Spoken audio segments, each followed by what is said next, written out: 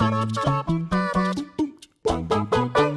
everyone, what is up? It is me, Ewan, from WhatCulture Gaming, joined as ever for the next installment of Friday's News Extravaganza with Josh Brown. How are you doing, Josh? Hello, Ewan. I'm doing very good. This is my fourth news video, but the spirits are still high.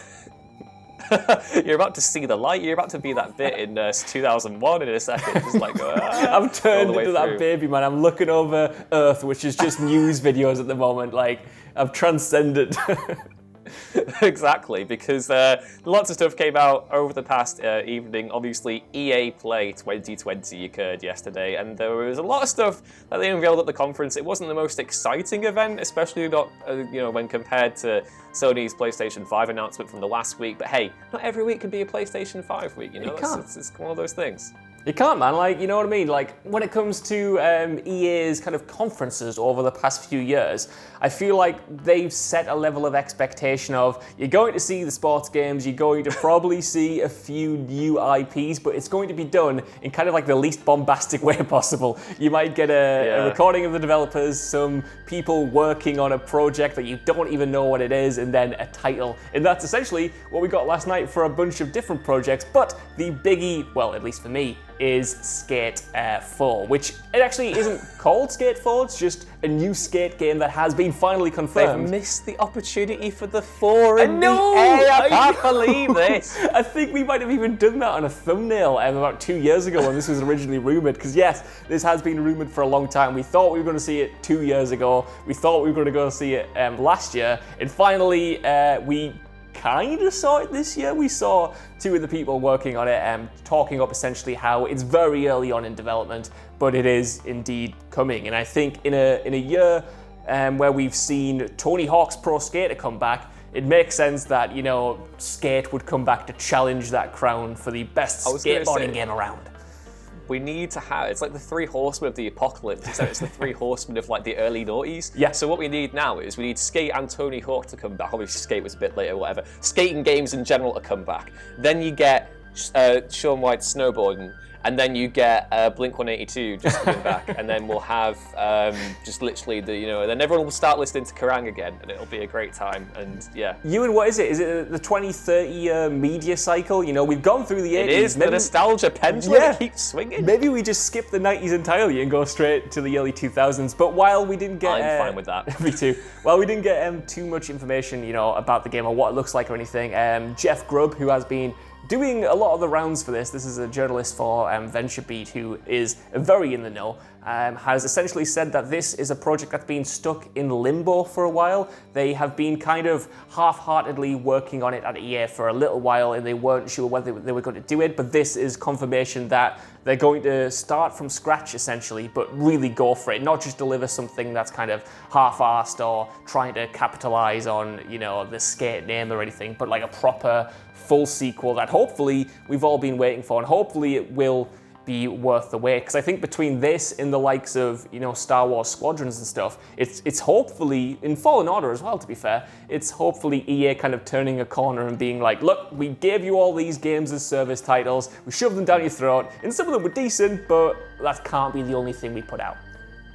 Yeah, I mean, there was lots of stuff yesterday that I was really excited about. I mean, Star Wars Squadrons is definitely my highlight, but I did want to talk a brief bit about the kind of indie showcase that they had. Yeah. I just love Joseph Fares so much. It's good energy, man. His enthusiasm is so, it's infectious, and it's not, synthetic or anything. It's genuine. I love how passionate he is about making video games, and especially delivering co-op experiences, which we don't get nearly enough of anymore. But yeah, they revealed his new game along with his studio. I forgot what his studio is called. Is it Haze Light? Oh, I was so focused on the title of the game that I've completely forgotten about the studio. But it's called It Takes Two, and it revolves around you basically playing as a small child while your parents are going through a conscious uncoupling. Thank you, Gwyneth Paltrow. But it looks really good. I'm very much here for kind of introspective, narrative-driven games that you can experience with more than one person. And I really liked that. I thought that looked great. Zoink was my favorite of the bunch, though. I loved that. It looked like some sort of Tim Burton, Coraline-esque thing, and Dicey is a great mascot. I love Dicey. They're great. Dude, it's going to be like a funny year when we have all of this stuff and we have bug snacks as well. Like, I feel like these games are making a comeback. You mentioned Joseph like Farris though, like you mentioned his enthusiasm when he comes out and he like sells you on a video game and he's swearing and stuff and he's got that not artificial kind of excitement that you get in so many of these conferences. But that's backed up by great games as well. You know what I mean? Like A Way Out was one of my favorite experiences of the year it came out, and like you said, yeah, it's championing in a kind of a style of gameplay that you wouldn't usually expect EA of all people to champion. Exactly, but yeah, Star Wars Squadrons was definitely my highlight from yesterday. I love, my favorite Star Wars things are Jedi and Starfighters, and Starfighter stories in general are great. I was on a massive Star Wars kind of hype binge over the last couple of months, and I read Alphabet Squadron, which is a really great novel you should read if you're interested in this. And it looks as though this is basically going to be Alphabet Squadron, the game. It actually revolves around one of the squadrons that appears in the book. There's all sorts of cool narrative details we learned yesterday, about it, being about the New Republic. Hera's involved, Wedge Antilles is involved as well, Dennis Lawson, who is obviously the real-life uncle of Ewan McGregor. So lots of cool stuff involved there. And the thing that blew me away the most, Josh, is the commitment to first-person cockpit gameplay. Yes. We had a discussion a few months back, I don't know if you'll remember, about how the Starfighter Assault mode in Battlefront 2 is made infinitely better by putting yourself at a disadvantage and being in the cockpit because you have to kind of basically, it's a completely different way to play the game. And I'm so happy they've been brave enough to actually commit to that in this one, and have all the full Starfighter experience. You can actually do the whole thing of like moving your energy levels in the ship to like the rear deflectors or putting them into the weapons or doing whatever and doing all these cool different combat maneuvers. It just looks like such a love letter to Starfighters, Star Wars space battles, and that makes me so happy as someone who loved the Rogue Squadron games, who loves X-Wings or whatever.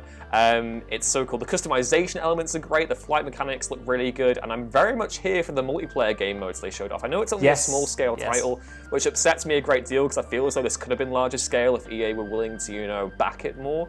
But the fleet mode, where it's like you have to coordinate with your teammates, fly in formation, get all sorts of different things planned. We've not had a team-based, correct me if I'm wrong, a team-based Starfighter combat flight sim, even just general military terms.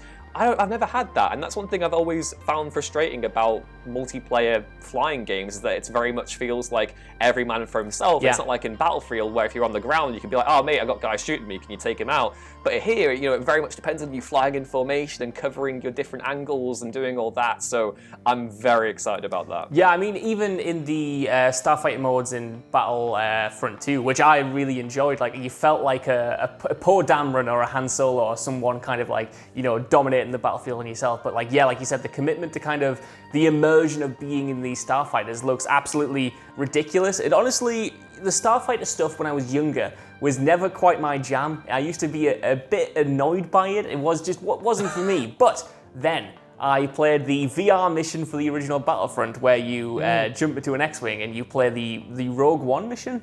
And that completely changed my mind on it entirely. Now it's my favorite thing of all time because, like you said, when you're in that kind of first-person perspective, whether you're in VR or not, kind of having the ability to tinker, like you said, with the energy levels, with everything in there, and kind of use this tactility to your own kind of combat advantage. You're not just kind of following, markers and stuff, and you're not just trying to hit these kind of UI things on your HUD. It's kind of very in the moment and very tactile. And the fact that you can play it all, at least to my knowledge, in VR it has made it a must-buy kind of day one purchase for me, because what they promised with that one single mission, 4 years ago or whatever, has stayed with me. That was one of my first VR experiences. On Christmas morning of all days, and I got up like a 5-year-old ready to open his Star Wars toy, but it genuinely blew me away, the attention to detail. So the idea of that across not only a single player campaign, but like you said, these really interesting and dynamic multiplayer modes, even though it's not a full AAA experience or whatever, it feels like it has the polish and the complexity to challenge any of the other Star Wars games that have came out, even if it's not your thing, and I hope it lives up to that potential. I mean, there's crossplay too, which is a great thing as well, because I know a few people who are spread across different platforms. So that means obviously with it coming to Steam now, all the EA games, there'll be great scope for people to actually jump on and play. I'm just personally looking forward to you being in VR and like you just looking behind your head, being like, I can't shake him. I can't. I'm just gonna be there going, stay on target, stay on target, loosen up.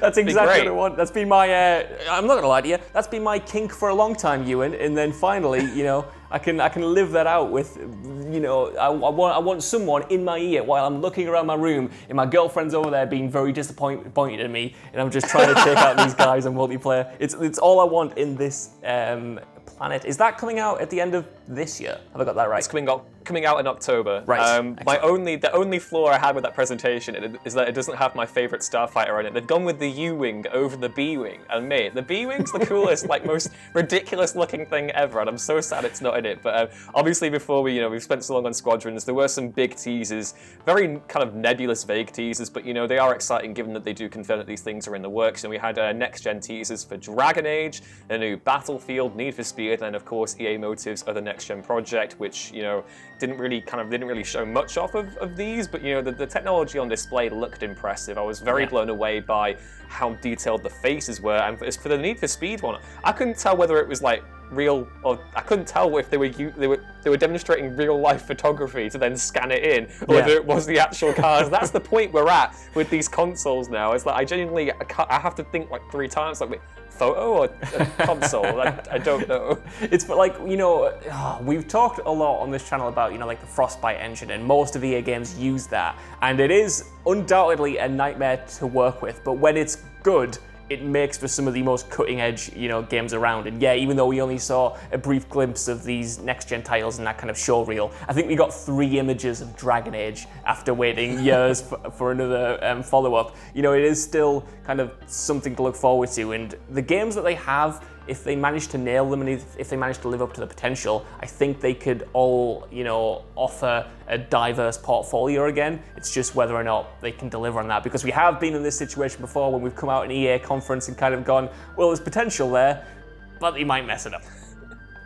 Yes, and of course there was EA Sports stuff too as well, but no one really cares about that. But yeah, please let us know what you thought of EA Play 2020 down in the comments below. Which games are you most excited for? And am I wrong about EA Sports? Once you've done that, please make sure to like, share, and subscribe, and head back on over to whatculture.com/gaming for more news, and news like this every single day. You can follow me on Twitter at YouRunesThings, and you can follow Josh on Twitter at Josh Broom with 2 O's, where I will be talking about news.